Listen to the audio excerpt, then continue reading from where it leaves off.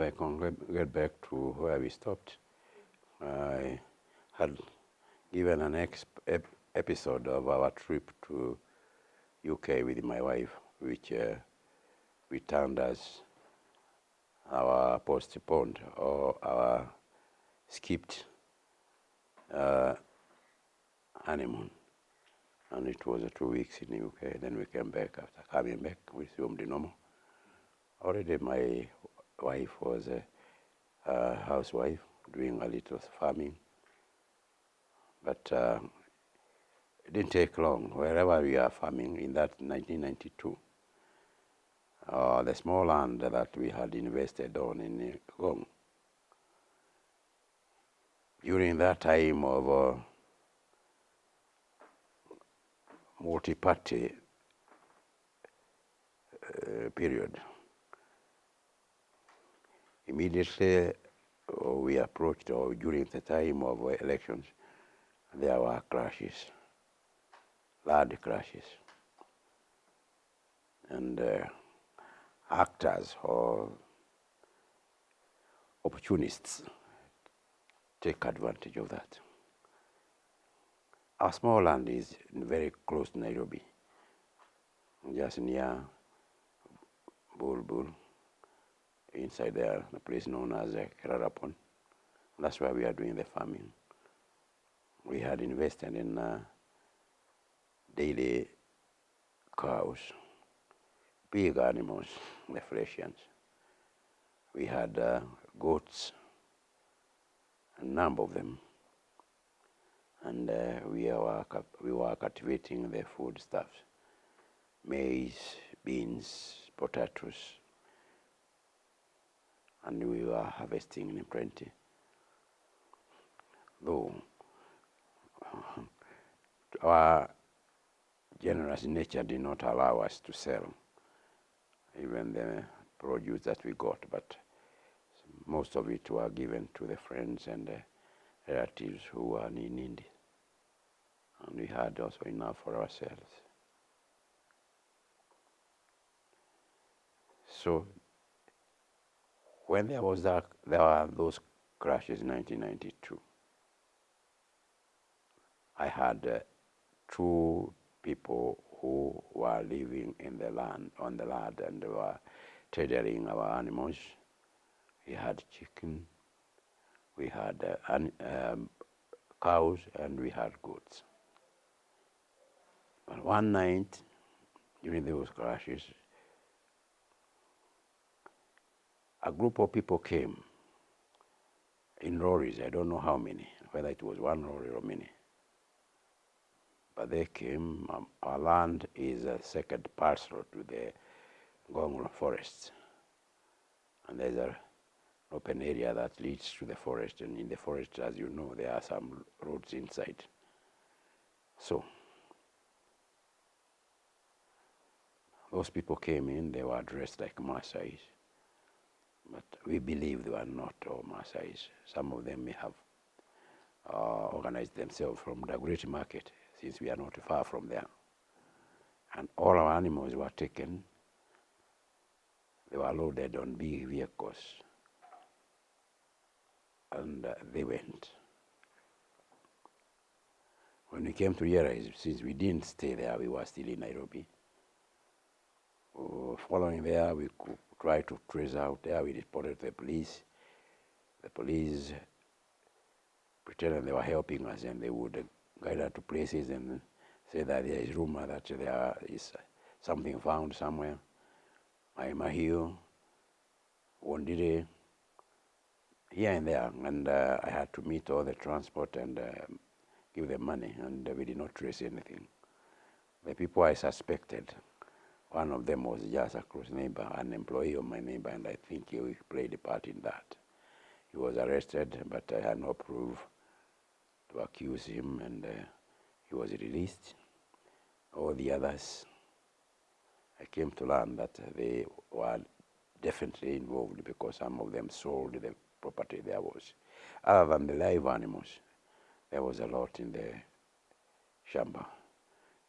There were sheds and houses There were houses where those people were living, there are sheds where the animals were, and I had big stores where we are keeping the produce, and another big store where we had kept materials that were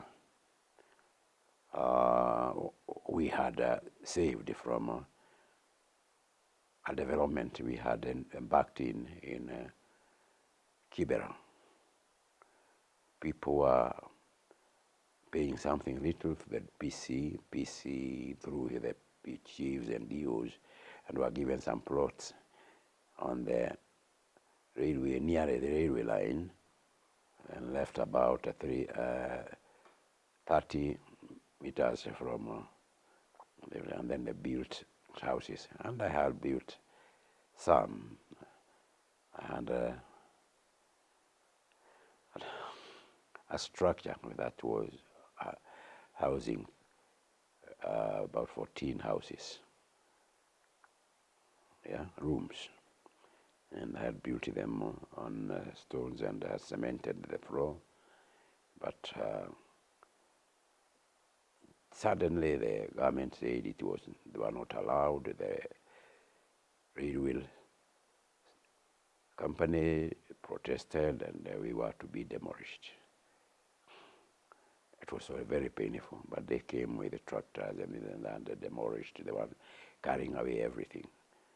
I tried to save the materials. There were a lot of iron sheets that we had saved. The doors were there. And we have saved them, and we have taken to Gong in a big store. We stored them. So there was a lot of material expecting to use sometime. So those who came at night and took all the animals, as I said, I did not know, and I definitely will never know how many vehicles they had and where they had come from, because we recovered nothing. They took those. But the worst of it is that they harmed those who were there. One of them was a son of my elder sister's daughter. Another one was calling me grandfather, and tried to protest and cry, and was cut. And they opened the fingers. As he raised the hands, don't harm us, they would cut with the injurious here and open them. It was really nasty. And they were all cut and I left there. So as I heard of it, I went there, I found them so sick. I took them, especially that one I took to MP Shah. I had some good relationship with them, some doctors in MP Shah. I had gotten an attachment of my first son there, and working with a specialist as an accountant while I was looking for a profession for him to take. So I had a good rapport with the hospital and took him there. He was admitted and treated there. The other one was not that badly hurt. All they left behind was one calf, a big calf, just about to be served, and 6 goats. The rest of it, about 8 or 9 big cows, about 30 goats, and the chicken. They all went. And for 2 weeks, since I had applied for an emergency leave to follow up, I went all around and did not get anything. Therefore, I gave up. By the right time I was giving up, I had spent so much harassment and exploitation from the police and police stations. Wherever I went, I had reported in Gong. Wherever we had rumors that something had been seen, I had to go report that police station to trace for me. They also wanted something all that way, and I spent a lot of money. I felt so bad. And I got sick actually. It provoked my long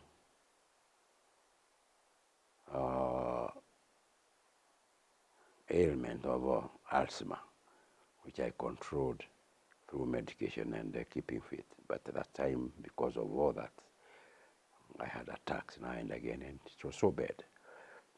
I found the only best way to overcome that is to forget about it. So since I saw no way I would get anything profitable, I decided to just abandon it immediately. And I abandoned the shamba as it was. It was 2.5 acres. I had fenced with the link wire fence and the cedar posts all around. I had planted kayapa all around and many other trees which had grown tall and big. So and there was a gate to the garden. But when I decided to just forget about it, I did not go for anything, but I just stopped going there. And as I have always told you, I am a principled person. It took me 7 years to go back to that samba. 7 full years. People talked about it. People thought about I was dead. Others said that I had moved to America and settled there because I do not appear to anybody who knew me around there. And I disassociated and I forgot about it. I didn't talk about it. By the time I went there after 7 years, there was nothing left. I had already brought water from a well that a stream that down there, and I had brought the pipe up to my land, and even those galvanized pipes were all dug out and taken away. The fence was also, most of it were pulled out. All the sheds and houses that were there were completely demolished, so there was nothing. I didn't mind much, but I only roundly proclaimed that I am happy, despite the fact that people in Ngong are thieves. They are not such a thief that would steal their soil. And as such, I'm glad I have found my land soil still there. They have taken what was removable. People were fearing to talk to me because they saw as if I suspected everybody. But that's how it is. It's quite a while, you understand. I'm talking about 92. And since then, I have not attended to that land. I've not planted anything. I've not developed it. I kept it like that. I didn't want to interfere with me. And I recovered. I counted it as not. And I got relieved. Those are things I remember.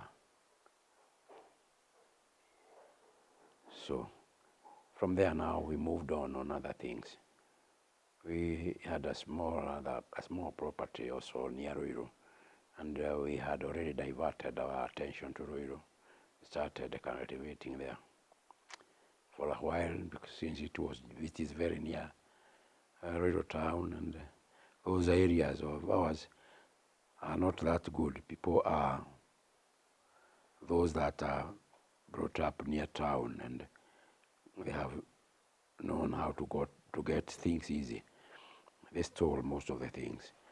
The maize, when it was just getting ready, before it even tries to wither, they come and harvest it in the night and go and sell it as green maize. I felt so frustrated again. I had bananas there. Immediately they got close to getting ready, they were cut. I also wasted out of time and also abandoned that one. And didn't dispose it off, but I did not. We stopped farming and wasting our energy. And thanks God, we live now freely. All the same, we have come to age and we have no more energy left for activities. But we are happy because we are relieved of these involvements that entered into our mental capacities and our hearts, and you felt offended. I hate feeling offended and feeling that I hate somebody or have an enemy. My nature is that I don't like enemies. I like everybody to be free. So that's why I forgive. And I forgive and forget. And that's how we are since we continued. I continued the work. I had also a few problems in that place of work with my seniors who would expect me to do this and that, and I would not. My nature and my principle would not allow me to do what is unethical, and therefore we were not friendly. And that denied me promotion. Yes, I stayed since 1979 up to the time I was retiring in 1999. I only got one promotion. Or two in fact, but they were so spaced. There are people who came, I taught them the work, they were promoted, they became my bosses. Some of them were posted to the lucrative areas in embassies abroad as attachés. I remained there and I never showed my frustration. I avoided to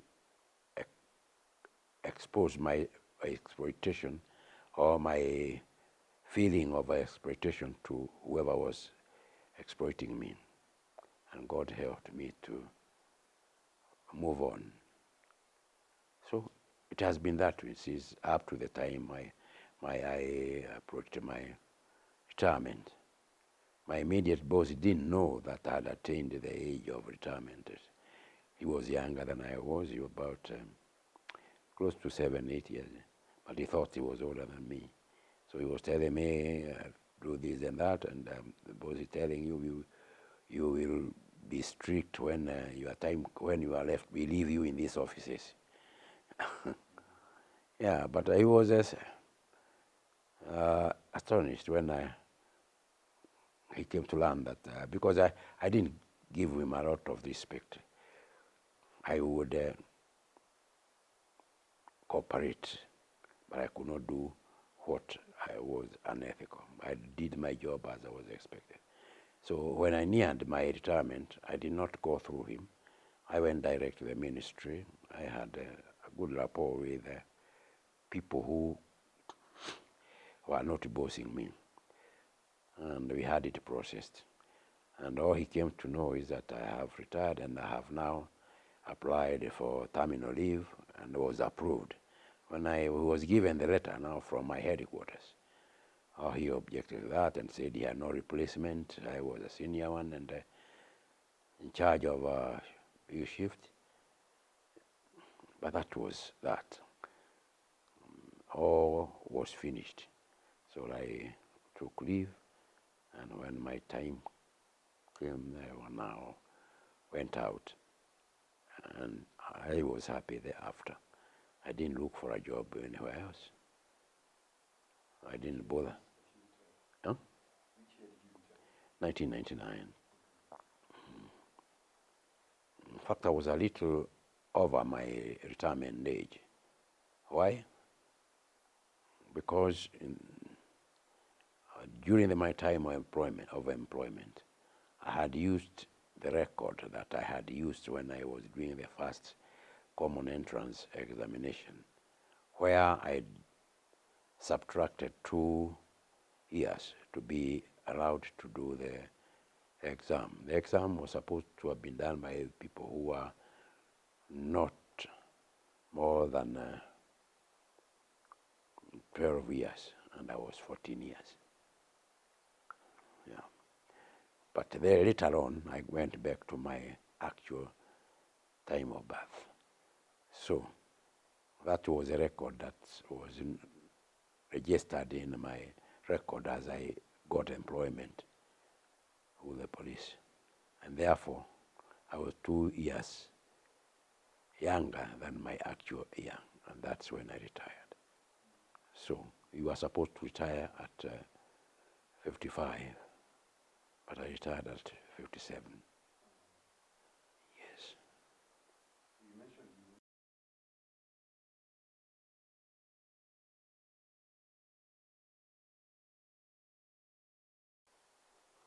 Oh, there was much. One thing, I did not lose touch with contact, my mom's contact, because I found myself as the link within the family, because I had spent much time with my mother, especially during the very difficult times. So it was difficult to get out of that. I pitied my elder brother because he suffered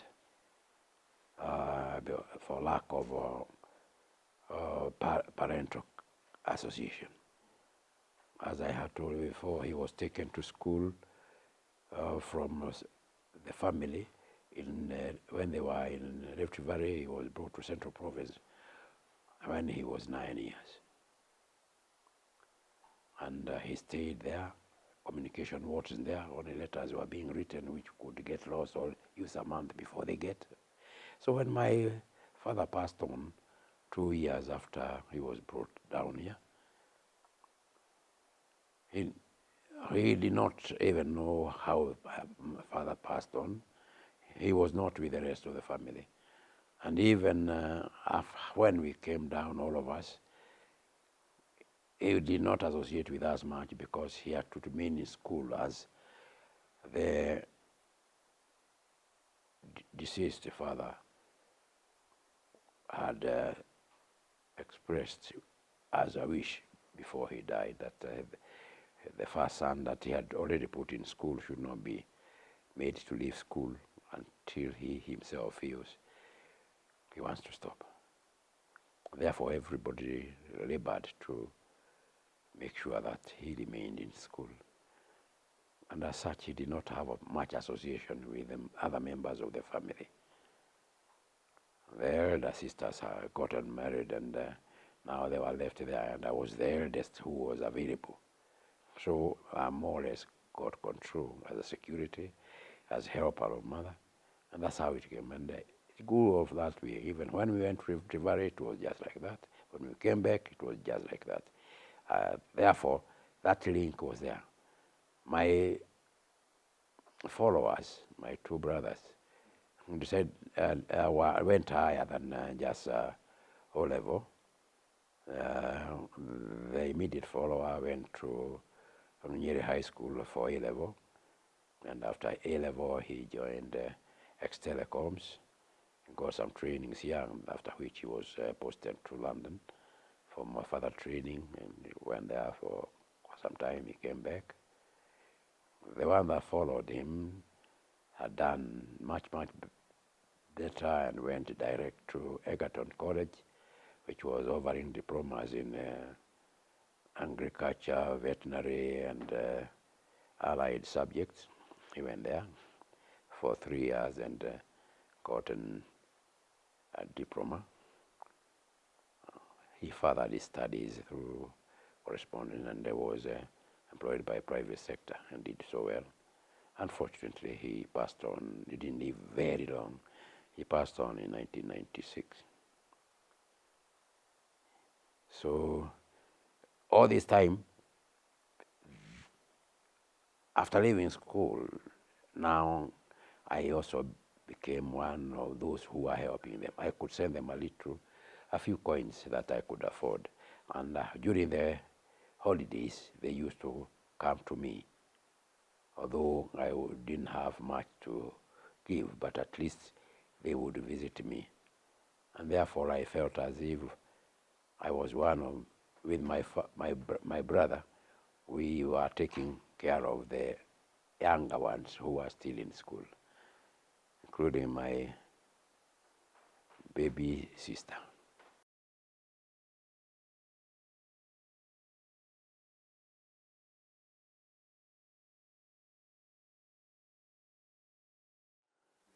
Okay, I have an advantage over the others by God's grace, because as I joined immigration, of course on a higher salary and the privileges, I also got an advantage that I was working most of the time at the airport. And at the airport, we were working on shifts. We would work one day, full day from 6 to 6, and then the following day from 6 to 6 in the night, and then you go for 3 days off. The day you report off, and then 2 days, and then you report. And therefore I had a lot of free time. That enabled me to move around and do side hustles, and explore life here and there, attend to my mother's needs. And as a family, with of course the consent of the rest of my siblings, we decided to build our mother as a bigger house, and a permanent one for that matter. And it was me to do that. Although some materials we would share the cost, but I did most of this. I used my car, I used my influence, I went purchasing, I hired fundis, I supervised, and all that we did. And we all agreed, we did not disagree, and I did not complain. I knew none of them had time other than me. And therefore I felt privileged to have done that, because it's one thing I felt that I would love to do, is at least to do something for my mother, whom I have always felt indebted to. So it was good, and it has always remained so. She became sickly, because even though days she was still suffering, she had arthritis, which was very bad, deformed fingers and joints, and very painful. And I used to bring her home, my house, and when she comes to my house, she would visit the rest of our siblings, because we were all in Nairobi. And then when she completes with a visit, I would take her home. So, and it became a routine. When she was sick, we took her to the hospital. And we didn't do as much as we would have loved to. But gracious God terminated her life in 1995. We felt that she was robbed from us when we are becoming able, and we wanted to show her how appreciative we were, the way she had brought us up in a hard way, in discipline and encouragement, and in pride, that we didn't want to attract any pity from anybody. We didn't want to show anybody that we required any assistance, and we managed life the hard way. A thing we are still very proud of, and something we would like to instill to our children up to now. And we always, especially myself, I tell my children, and I wish them to pass over to their descendants, so that one develops a character where you are private and you can compete with others, not with the envy, not with the jealous, but do your things the way you know, and be satisfied with what God enables you to do after you have put in all your efforts, and be satisfied. That will derive all the satisfaction that you need, and that will give you happiness, because you will not regret having wasted any effort, and whatever you have not done was not within your control.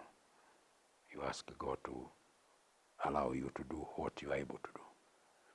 That's what I always try to instill in my children, their descendants, and that is a motto that gives one power to move on and have your head high, because you will not owe allegiance to anybody, and you are yourself, and nobody will backbite you or despise you because of this and that.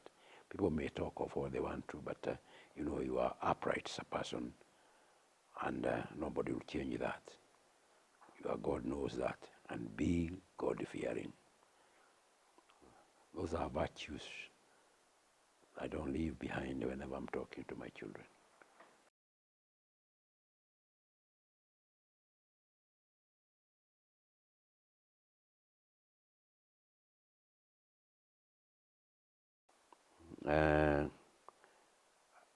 I have always mentioned that my actual contemporaries, those who left school with me, were much younger than me. And we were intended to get married, I wanted somebody who was already married, had experience, at least a little experience in marriage, somebody I can consult and would be considered a little successful, so that I would emulate, and I could consult, or we would report to in case of some problem.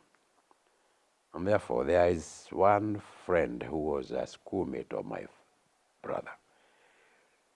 Many of my old schoolmates and the friends of my brother who had left university with him had boarded well with me, and some of them became closer to me than to my brother.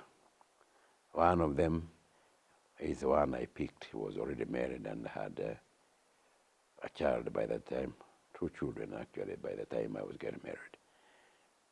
He was not of my faith, but he was still a Christian. As a gay, I was Catholic. There was no objection even to my church, and so he became my best man. My wife had a choice to look for her best maid, and the best maid she looked for was a cousin. Her cousin was also a Protestant, PCA. She was teaching, and she's the one who teamed up with my picked man as now the best couple. And they were both married and they have homes, and those became our best couple. Yes. They did not interfere or interact much as far as faith is concerned.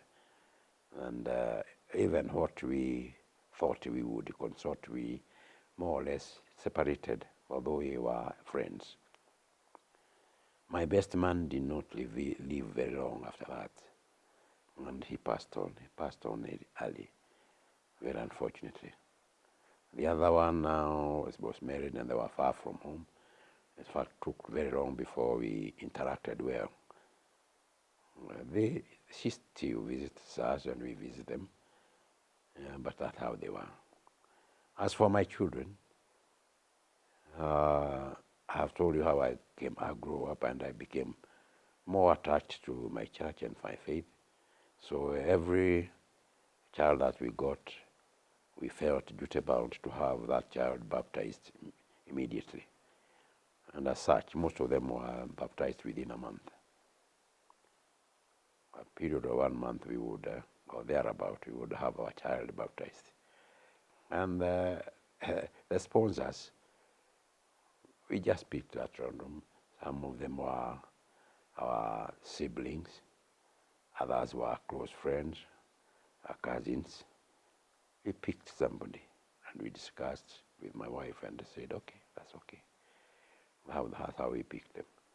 All the same, we wanted somebody who is practicing Christianity, not a Christian by name, a living Christian who is there, but because we wanted our children not to be scandalized, but at least to have somebody to emulate and to watch. And we didn't want to have somebody who has a bad reputation. Otherwise, we feared our child may be scandalized. And by God's grace, that's how it went. We also became godparents to many. We went that way until wherever we are, we became a staunch followers of the church we went to. And we played roles, we were given positions, leadership positions. Sometimes we headed some sections. Yeah. And lately, yeah, we formed some associations, and me especially, I became found a member of an association in my faith, in my church, that we call Catholic Men Association. I started it in my church, and though it was started earlier in deanery. A deanery is aggregation of a few parishes. Like in my area, there were 8 parishes in Nairobi, which are called Nairobi West Deanery. And the fire had more or less extinguished. But when I joined and we became so active, I revived it, and I made sure that in every one of those parishes there was that organization, the Catholic Men Association, and I became the first active chairman of the deanery, in control of all the whole deanery. And we did well. After that, I was picked to go to the archdiocese, which is now the metropolitan area, archdiocese of Nairobi, and I was there. I was an official, and we developed many areas as far as faith and faith practices are concerned, and more so is organization of men. We established it fully and laid down structures of it. Now it is a firm structured. The first founders and those books that we have made were made and established. I was a party to that, and I feel proud. Right now, I'm not active. I'm still with them. I'm in backbench. I'm not in the active service. But I enjoy a lot of respect. They call me elder, they call me patron, all this, and I feel it is an honor. So I'm still on it. I may not go places, I may not attend other functions, but for any very important, they will not leave me behind, and they will have to have me in those ones. Yes, and I feel that is my family. Yes, another family. It's not a blood family, but it's a religious family, the church, and I belong there.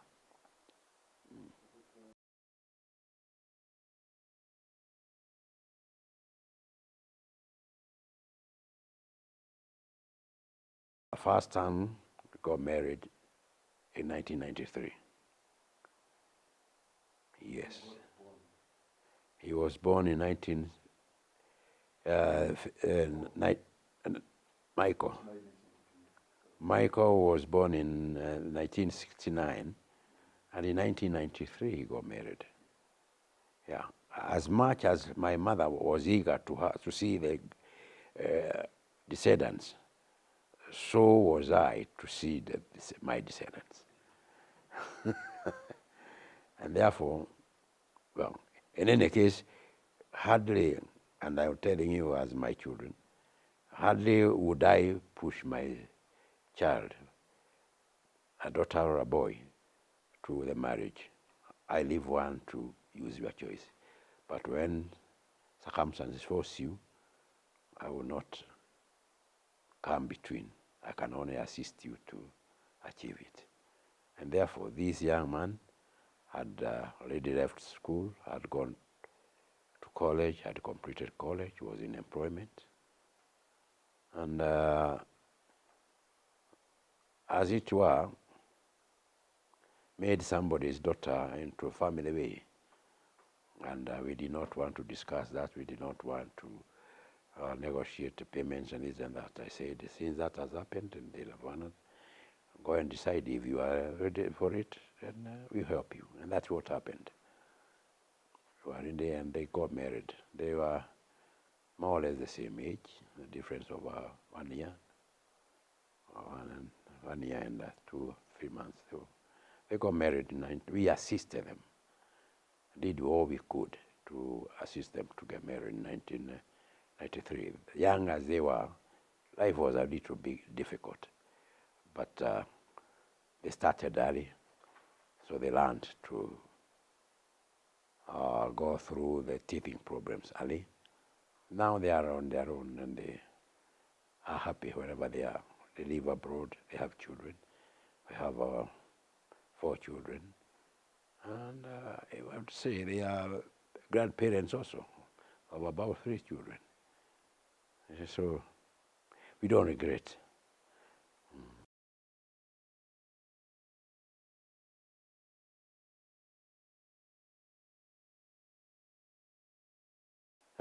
I have loved English. And up to the time I was in school, I was rewarded for English and even Swahili. I like the languages. And as I traveled, I spoke English without accent. So I would not like my people or my descendants to forget about their mother's tongues. But unfortunately, they are not taught that by their parents, and I will not get into that. They have come to a time when the 2 languages that are natural or forceful are English and Swahili. And I have no interference, I have no choice. It's okay. And it's okay, those are international languages, even if they had a 3rd one or a 4th one international. With the mother tongue, they have all the time to learn. And they don't have to master it. Yes, I would expect them to become international, to be confident to express themselves wherever they are without looking forwards. Yes.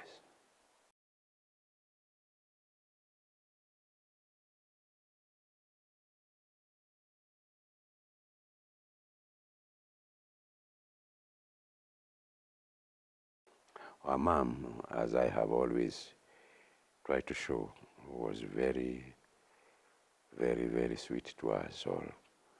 And we felt quite indebted. She had quite a lengthy time of suffering and sacrifice. So when we stood on our 2 feet and we were able to at least support her, it was a feeling that we don't spare anything and we let her feel happy. And that's why, as I had stated earlier on, after my getting married, she was somehow incited by her colleagues, the village ladies who were her mates, asked why she allowed me as the first person who brought a wife home among the sons, why we should allow me to take my wife with me to Nairobi instead of leaving her with my mom to help her.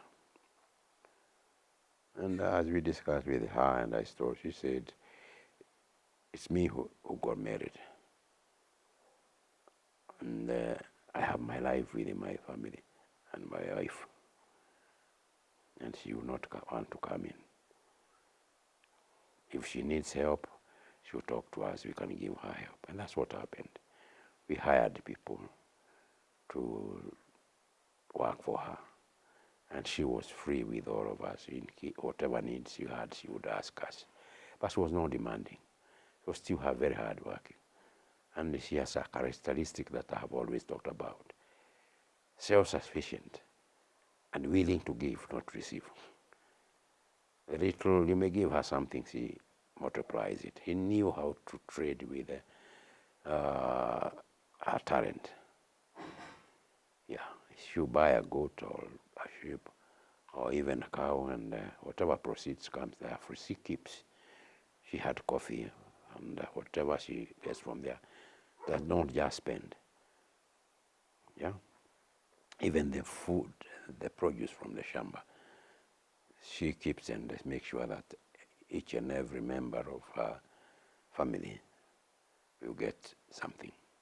And we felt so honored when we share these things. Sometimes it may surprise you when she says, I sold a tree or two and I got the money, and this is your portion, this is your portion. And she gives us equal portions. Everybody benefits from that.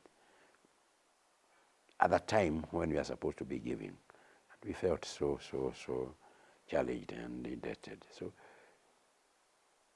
as we continued being blessed in our own way, we felt that she had a bigger share of that, and we expected her to live longer. At least we would show you the appreciation of whatever she did for us during those yesteryears. So when she had to die, we all felt deprived, me especially. And since I seem to be the last one she talked to with my wife, it still lingers in me. But it gave me a big impact, because a social gathering I used to attend and a little sipping I would do here and there, I decided to stop completely in her honor. Because while she was alive, she would always ask me, why are you continuing drinking? And I say, I am with the friends, so I have to take a little. Oh, what is it for? You are asthmatic, and sometimes it provokes your asthma. I said, no, but I knew it did. It was one of the things that provoked my allergy. So when she left, I felt challenged, because the last ones she spoke to me were somehow related to the warnings she has always given me. It was on a Friday. She was in agonizing pain, and when she got a little relief, she called me, and out of her sleep or that, and then she called me, you're okay, you're okay. Are you still drinking? Bado mnakunywa? I said, no, ma'am, we are in the hospital. And those are the last ones. She spoke, and she went bed asleep. We stayed with my wife. Others have not left the offices, so they are not there. And then we prayed and went home. There are those who came later, they still found her in her sleep, or a coma, but the following morning, early in the morning, around 5, we were called. She had already left us. So those ones still linger and are haunting us. Needless to say, after that I went for a retreat quite a while after. So in my sleep, dozing during the day after the retreat and fasting, and trying to reconnect with the departed family members, especially the parents. She visited me, and I had the same calling, Joroke, Joroke. And I woke up. I felt her sound. And then she didn't complete, but I woke up. And it took me back to the time I found her in bed and whatever she said. And it really triggered to me that she is still demanding whether we are still drinking. And from that date, I have not drunk to date. It was on Wednesday, and I think it was about 24th of April to 2021. Vividly, I remember, and that is a turning point. Yes, 2004. So, going back to that period you are asking about, now, we lost her that way. What caused her death? How was her life? She was living rather a very strong way because she was very strong-willed, and she braved everything, despite the fact that she had that bad arthritis. She was very strong. She would always go to the garden. She had gardeners, but she would not allow a gardener to go to the garden alone. Whatever she wanted to give and or use, she would be there. And she was in control of everything, and she knew what she was doing. She was so generous and took a lot of satisfaction from giving whatever little she had, whether from her shamba or from the sale of whatever she had. And she would gladly distribute to the children, to a great challenge. And that time, our son-in-law, the gentleman who was married to our last born sister, had decided to come back home. They came some time back, and they brought the dowry and this and that. They have been coming, but this time around they wanted a big occasion to have the additional turning point as a married person. And she wanted to clear whatever there was or get to a place that she feels she's completely comfortable. He is completely comfortable. And a date was set.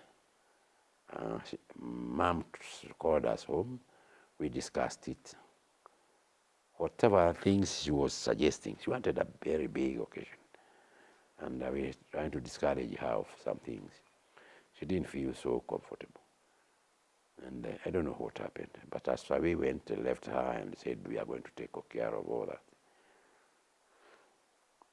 It is within the same week, about that Monday, we were there on a Sunday. About Monday, Tuesday, she fell sick. And it's a stroke she got.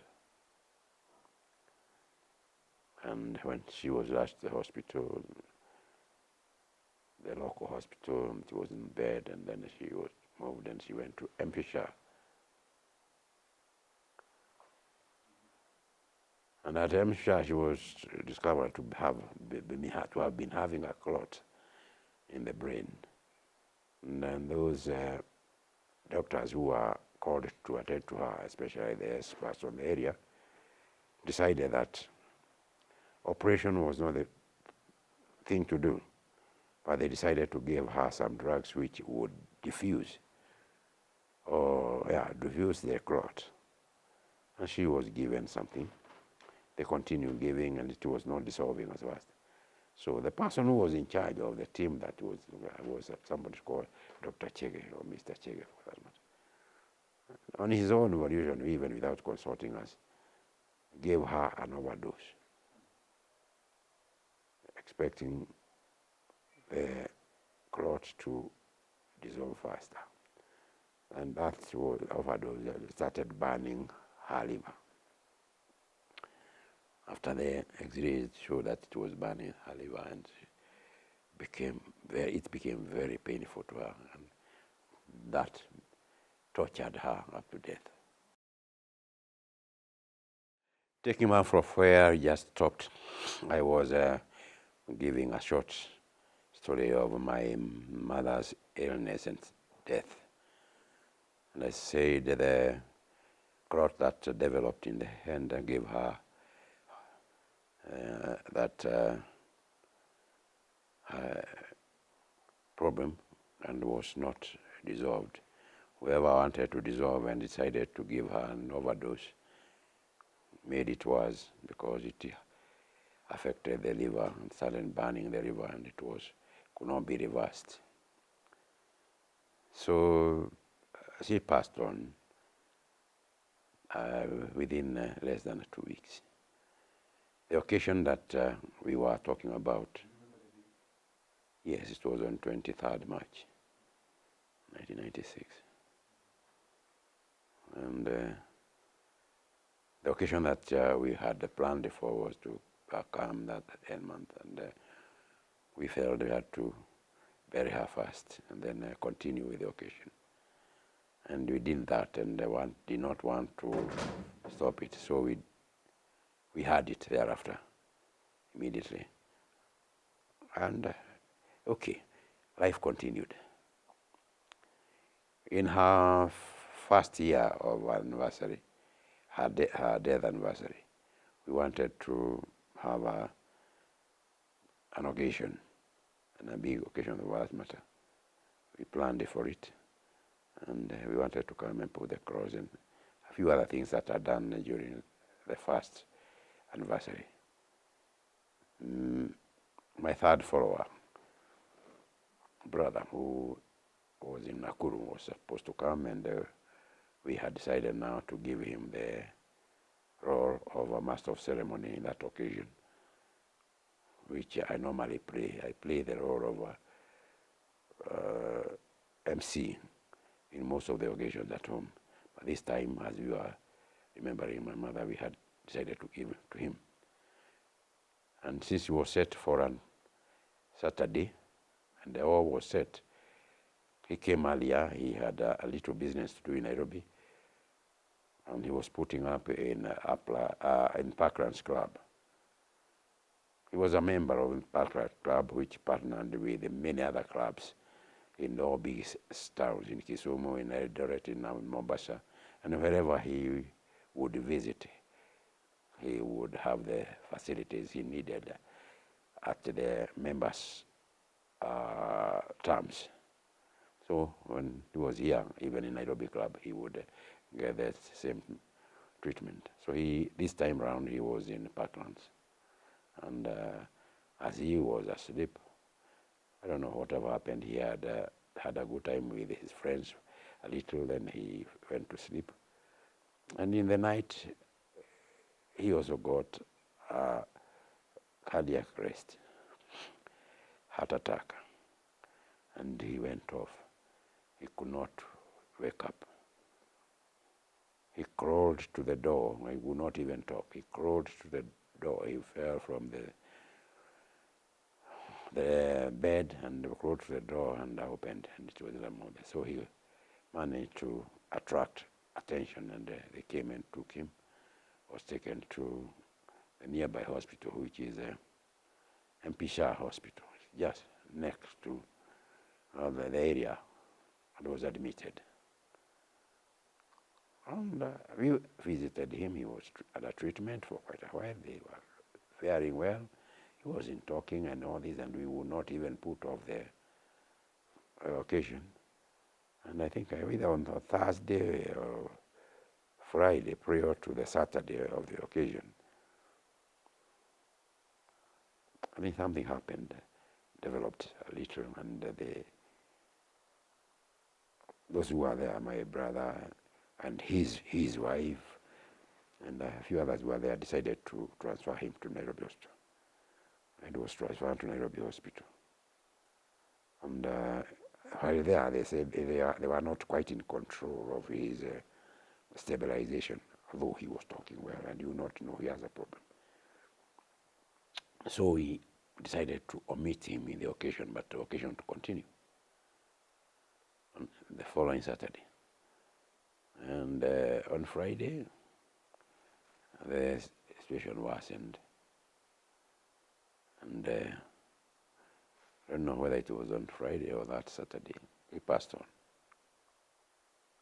Yes, as quickly as that. So it's as if he died on the same time the mother had passed on a year ago. It was devastating to all of us. So we could not even have the occasion the way we wanted. But it was sad, so we had to take it as it was, prepare for his burial. And it was devastating. The children are in school. His youngest child, I think, was doing third 8. And that is that. It wasn't good. So I don't want to revisit that issue that much, but those are occasions that were very devastating to the family. Yes, and especially happening at their anniversary. It gave us a big drawback, and we all started questioning ourselves. But we left all this to God. Thanks God, it went on that way, despite the fact that we have also lost thereafter a number of family members. We lost our elder sister who used to live with her, and thereafter we lost her son,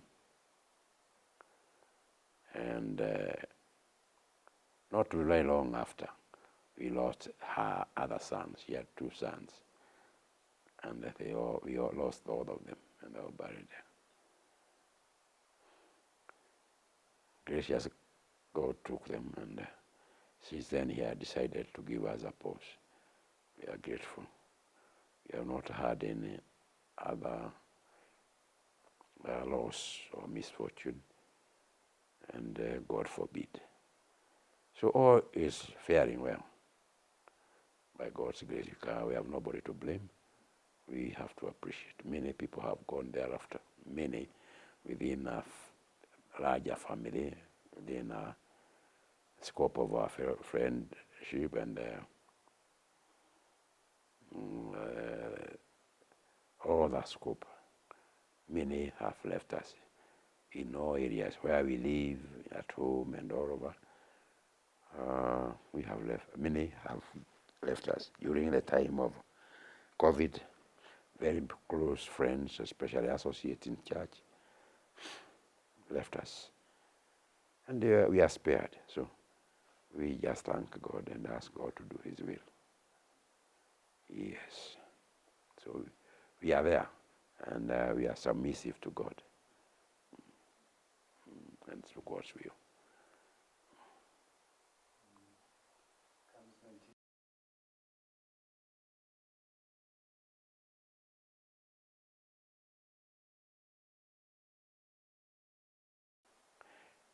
When I was in Bosa, I established friendship, and one of the friendships I established was a family, a Greek family, were introduced to me by another Greek friend who was in Nairobi, and they used to live in Kiambu.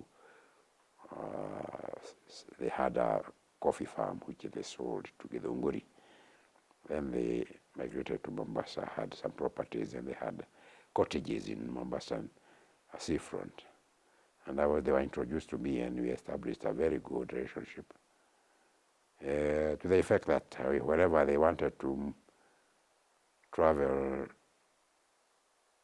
home, they would ask me to have an eye on the property, although they are supervisors and people workers, and they would ask me to do. And I did that generously. Their husband became sick and developed some cancer complications, and later on he passed on. And thereafter, the wife could leave the place for me after I retired, for about a month to manage the place. And so I became as a shareholder. So, and they made it available for my family whenever we were going to Mombasa, I would have rooms secured for me for free. And one of my members of the family is here, Peter, can ascertain that that's what happened. They had a lot of free time in the place. So this particular time, it was during elections.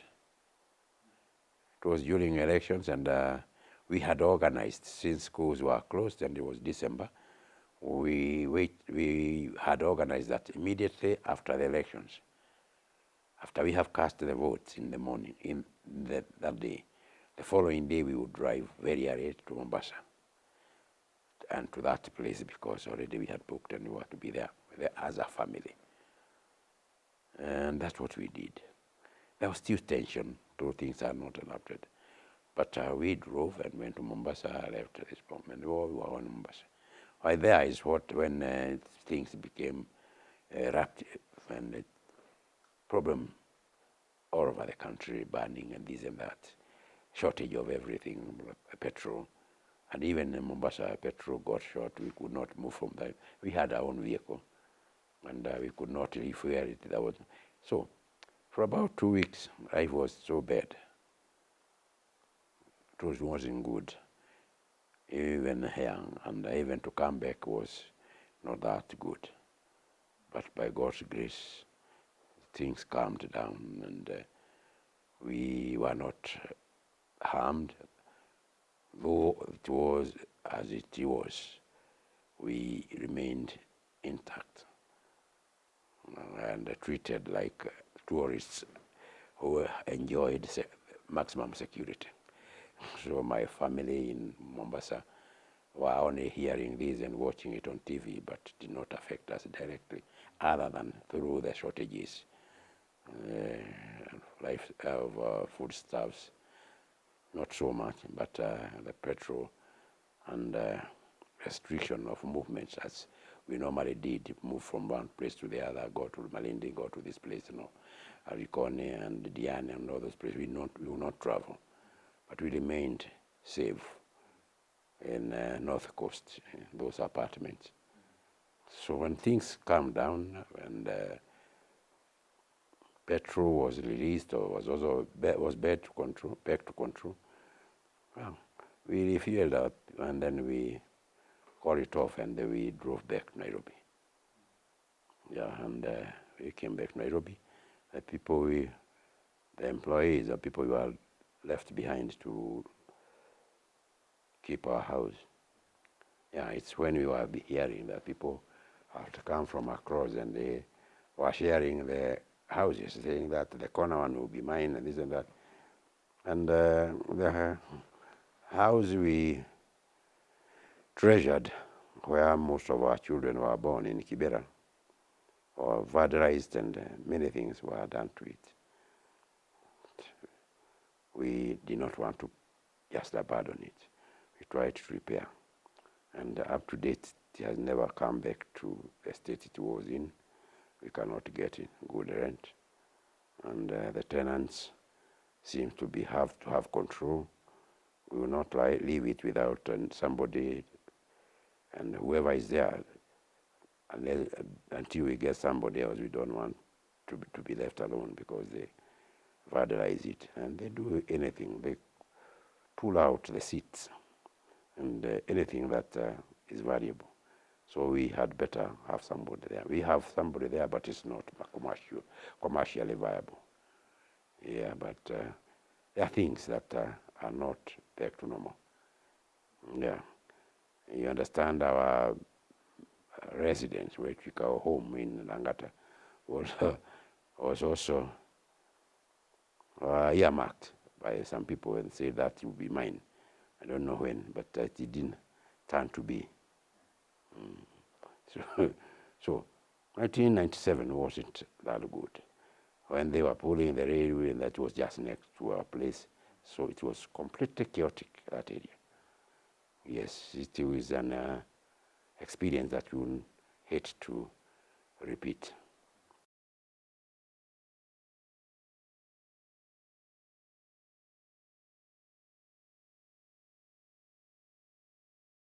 In the first place, I'm one who was very much opposed to sending my children abroad for whatever reason.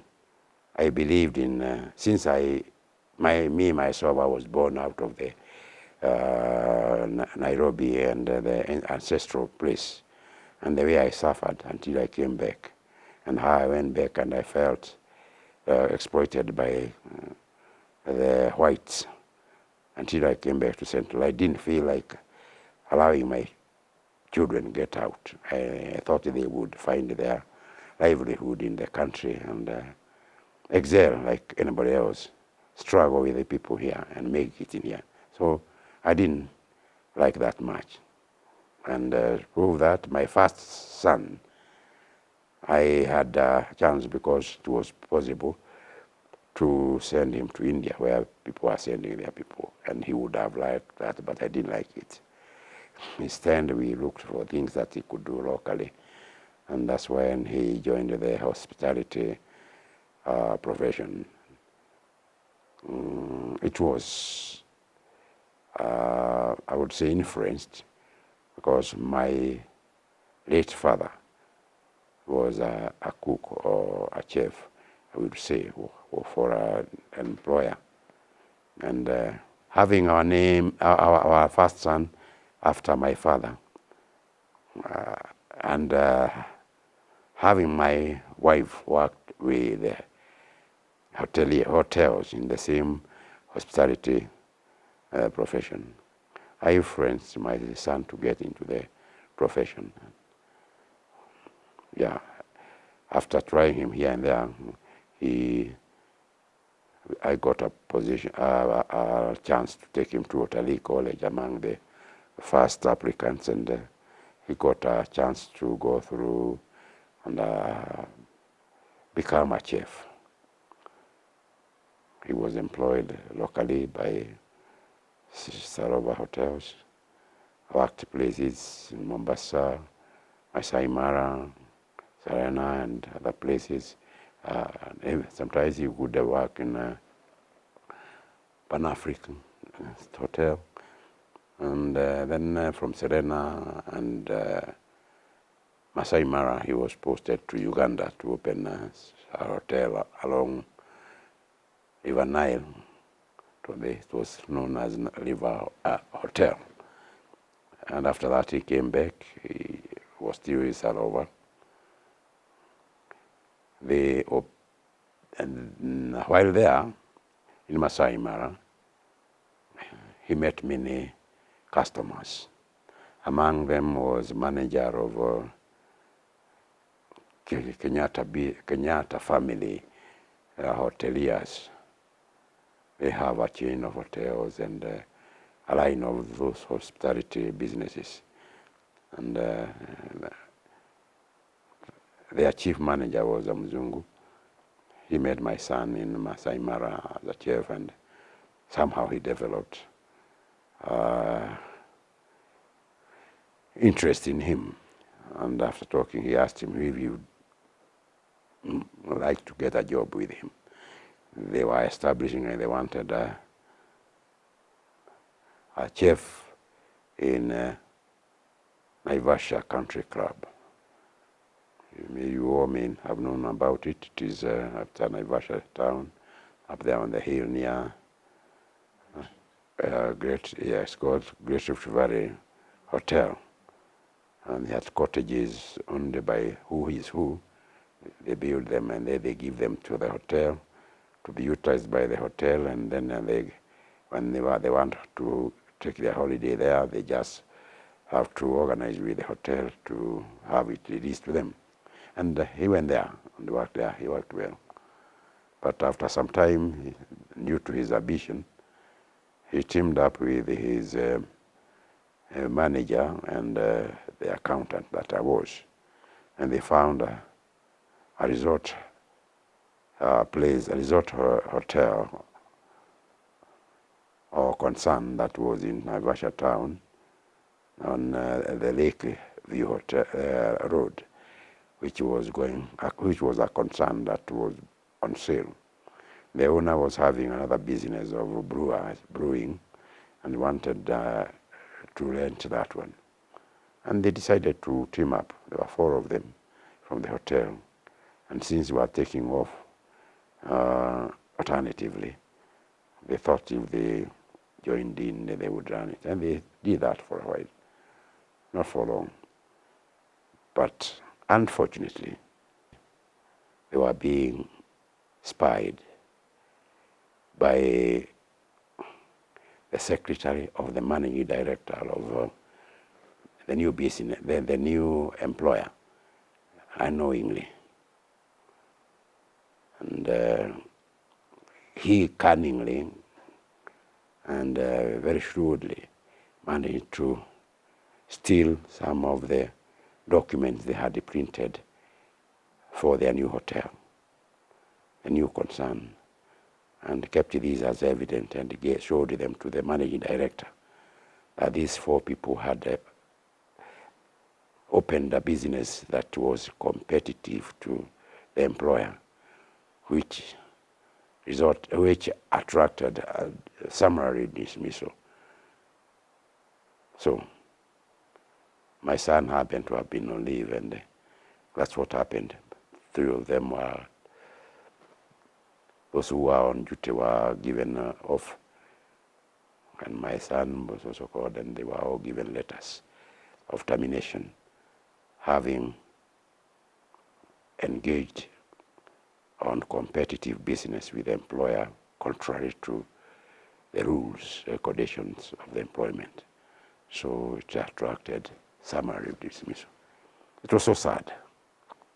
So my son was sacked, and life was not so easy. He still was married and with young children, and I have to step in now to try and help him.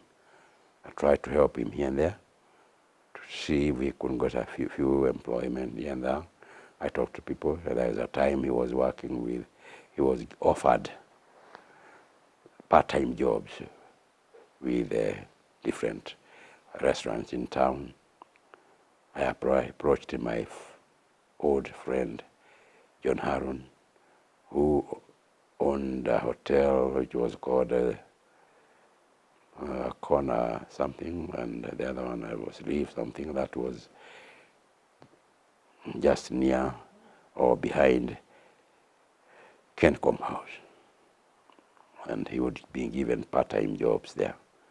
Then through his initiative, he met the management of a chain of few hotels known as Kengeres, and he was also offered some part jobs there just for, but they didn't do him much good.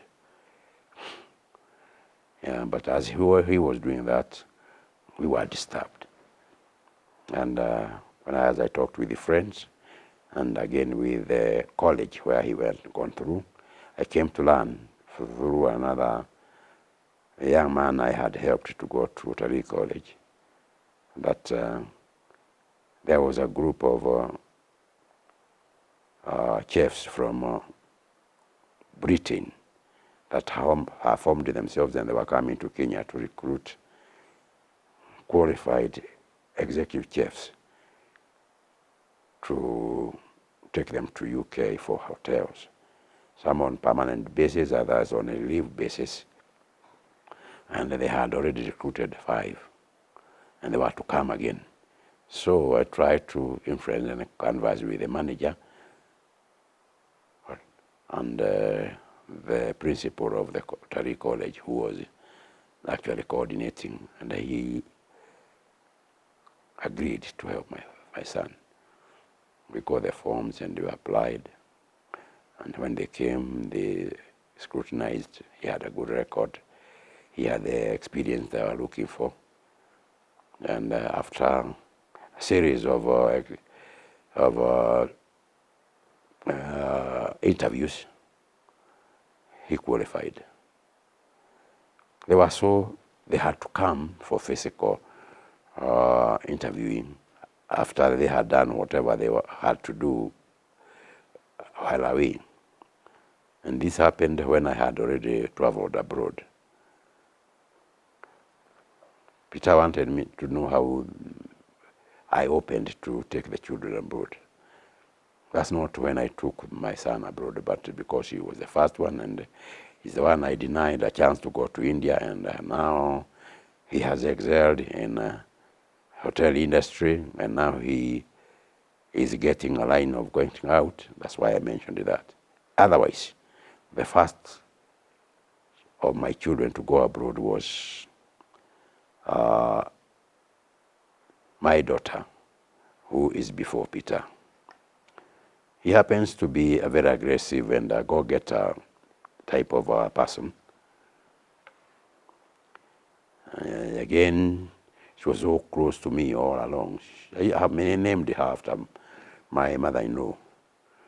And she's very free with me. And she is very aggressive, and she can tell me whatever she has. And even times she fronts for the other siblings who may not dare to tell me something. And with her, she will not hesitate to tell me what she has. And after she did her O-level, I tried to see what she would do, and I recommended her for a secretarial course, which she joined in Kianda College. And as after some time, she felt that that wasn't good enough for her, for reasons better known to her, and started pretending she was not feeling well. And later on she said, now, she braved herself and told me she did not want the career. I asked her why. She said, now as a secretary, I will be subject to making people tea, my bosses, and they are ordering me here and there. Then she asked me, after I become a senior secretary, then what? That will be a bar. I told her some of the senior secretaries I know have risen to big management positions here and there, and therefore you also stand that chance. She would hear none of it, and she showed a complete dislike. So I didn't want to force her into it. What I asked her what she wants to do, she said she would not mind joining her brother, who was already in college, Rotary College. And I used the same influence through the principal, who had already become my friend. And I managed to get her there. With her, she took a front office line, and she did it for 2 years. There was a lot of freedom in Rotary College. They would form their bands, they would have choirs, they would have this and that. She is interested in many things, including modeling. She would model, she would do all this, and there they had all these openings. So she was happy. She completed. She was employed by Block Hotels.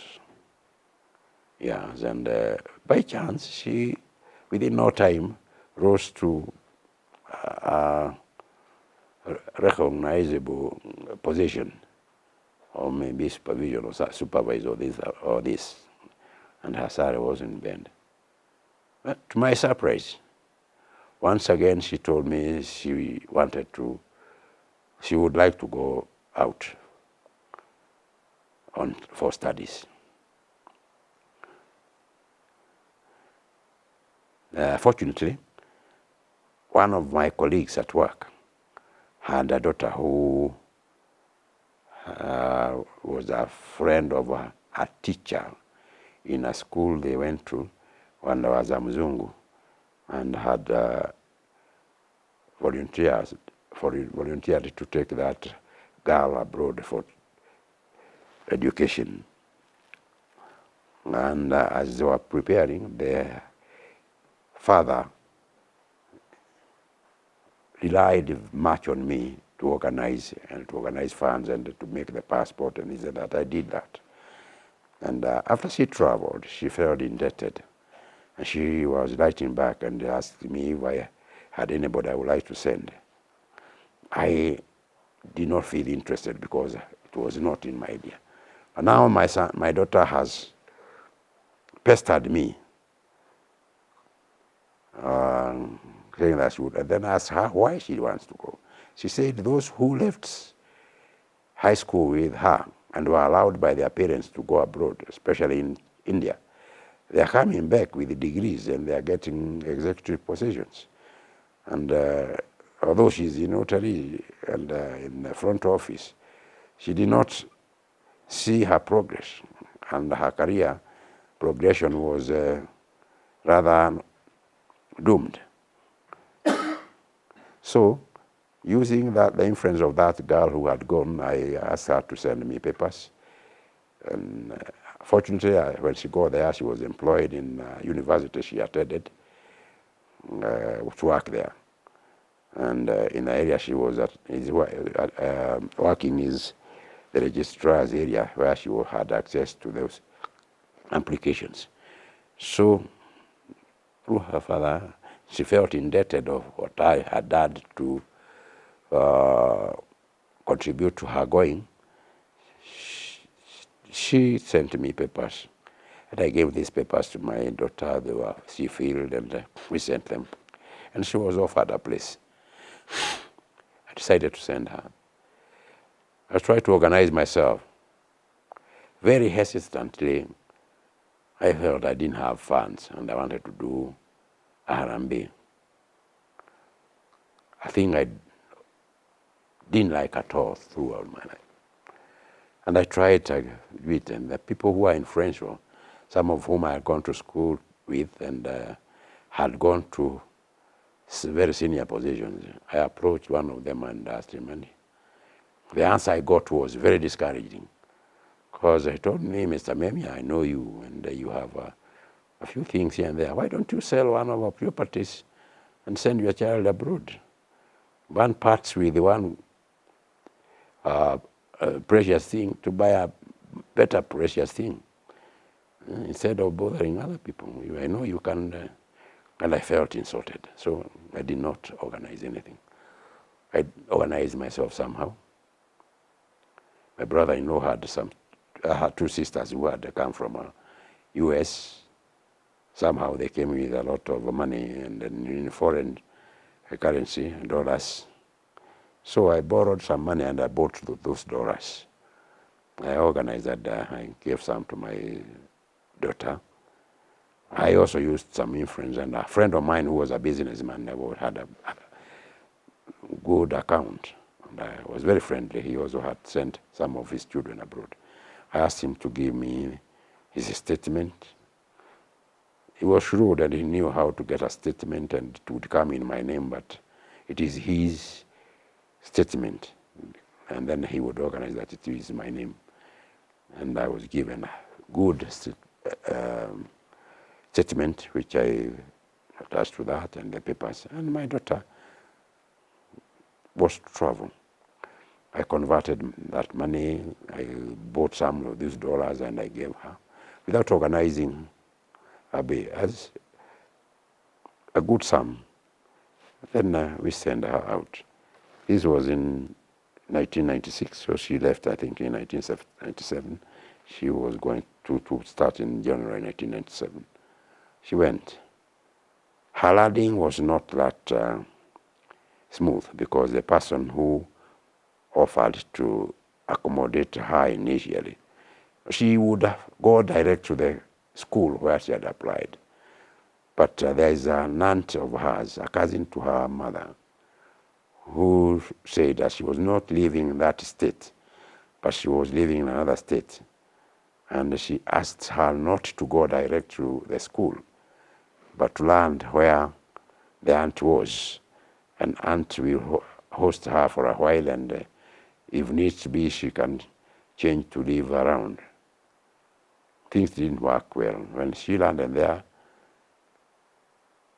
the so-called auntie did not meet her, but sent somebody to meet her. And that person who met her housed her for a while with that man's sister and their aunt never showed up. And to date, they have never met. And my daughter was so disillusioned. However, since I had given her quite a sum of money and in dollars, and we had asked her to use her money in case of trouble and need and do her things. She went through the hardships. So I didn't also not like to send anybody again. But through all this, her brother who followed her, and the one present with us here, had already done his first degree, and through some problems of exchange and program, he was frustrated by Nairobi University, or the University of Nairobi, where she did. He went through one semester, and one dishonest lecturer convinced him that if he went abroad, as he was offered a place through the church on exchange program to go to Austria for a month, and it was the month that they were doing the tests, the exams. When he comes back, he will do the exams that will be done in his absence.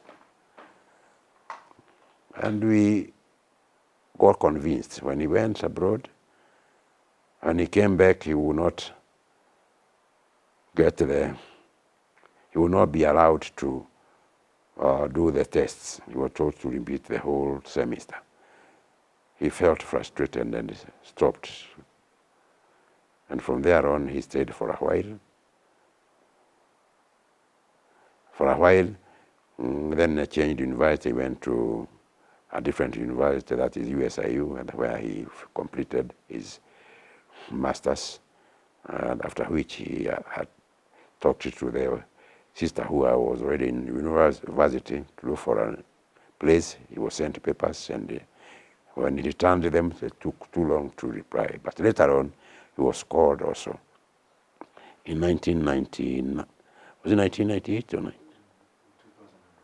2000? Yeah, but were you called in 2009 or 1999? 2000. 2000. Yeah. And then we organized, and he went in 2001. Unfortunately, when he got there was 2001 misfortune that blew out the Twin Towers in New York.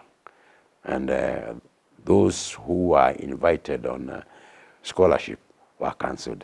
His was. So it became so problematic.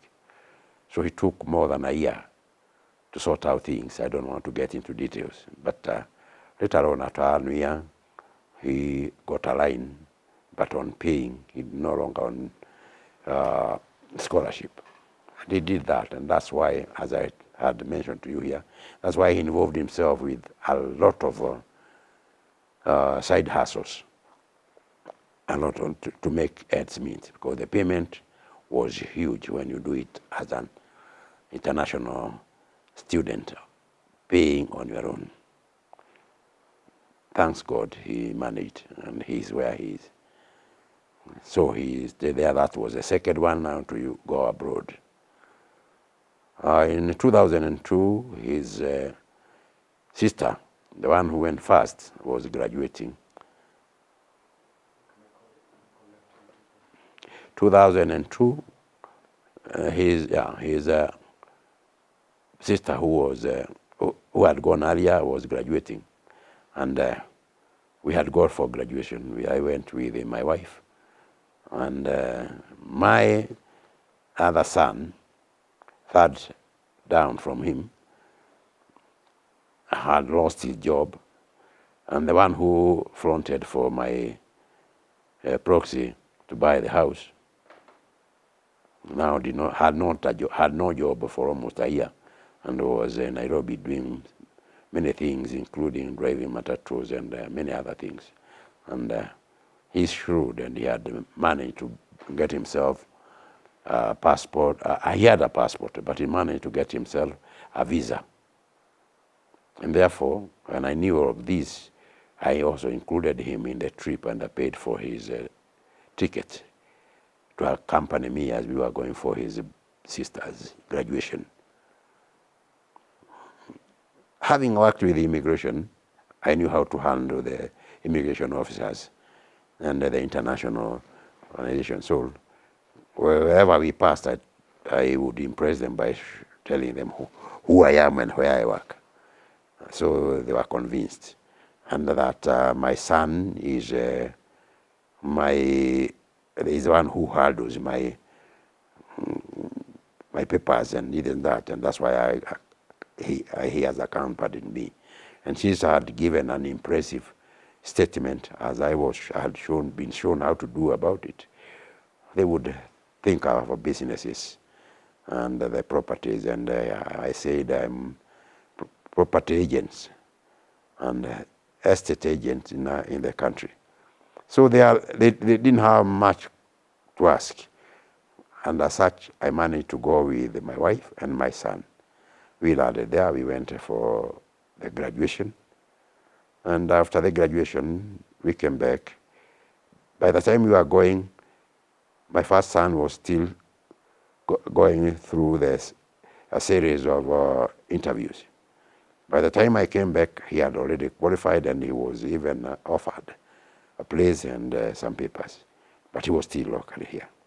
So after we arrived, we organized, and he flew off. He left the family behind, but he went and got a job in UK. The rest